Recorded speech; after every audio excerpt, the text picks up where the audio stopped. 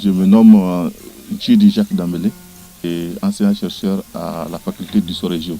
Il a cette potentialité de motivation. Il arrive à motiver les étudiants. Il arrive à faire aimer son module par pas mal d'étudiants.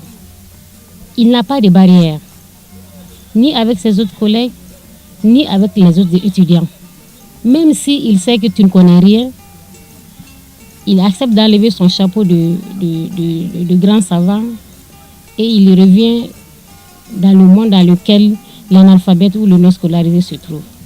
C'est être en conformité avec soi-même, avec ses valeurs.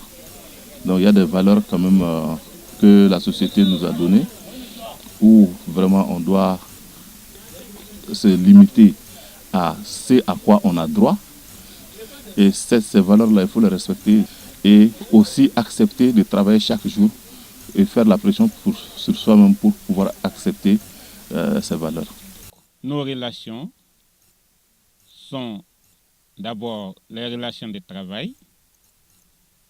Et dans ces relations, j'ai trouvé dans le professeur Dambélé quelqu'un de très disponible. Étant donné que vous ne pouvez jamais rédiger un article scientifique sans que vous n'ayez eu recours à la géographie physique ni à la géographie humaine. Donc, c'est dans ce but que je l'ai approché.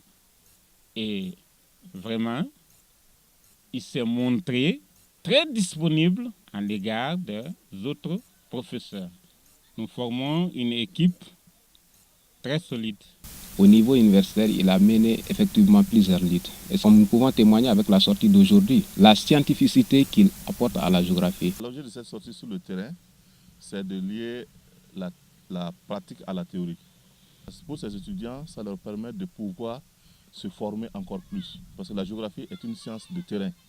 Pour devenir un bon géographe, il faut apprendre à lire les paysages. Donc il faut apprendre à regarder autour de soi et interpréter ce qu'on voit. Avec lui, franchement, j'ai appris beaucoup de choses. Aujourd'hui, je peux faire des analyses de haut niveau, très très avancées. Et à l'égard de la jeune génération, c'est surtout le travail. Il faut accepter de fournir de l'effort pour arriver à des résultats. Généralement, les gens tombent dans le népotisme, dans la corruption, parce qu'ils veulent avoir tout de suite. Et alors que l'homme a une conscience, l'homme a une intelligence qui devait lui permettre à faire autre chose qu'à se limiter au matériel. On ne peut rien avoir sans fournir l'effort correspondant.